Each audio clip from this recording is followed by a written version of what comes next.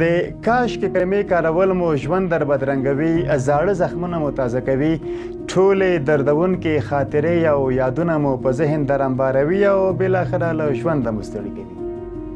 څه چې پېښ شوي موږ د کاشکې په ویلو سره نشو بدلولی، ځکه تیر ژوند د پنسل لیکل شوې نسخه نه ده چې د کاشکې په ویلو سره یې پاک کړو او اصلاح پکې راولو، بلکې یو مهر شوی لیک ده چې هیڅکله پکې د لاس وهل او ورباندې اندېښمن کېدل ګټه نه کوي.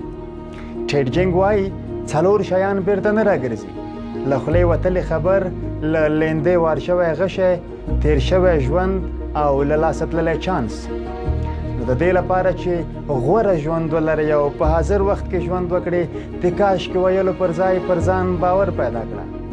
له تیر څخه پند واخله او د راتلونکي لپاره ډېره اندېښنه مه کوه، ځکه سبا چا لیدلی، سبا کله شته. بېدرده اوسئ.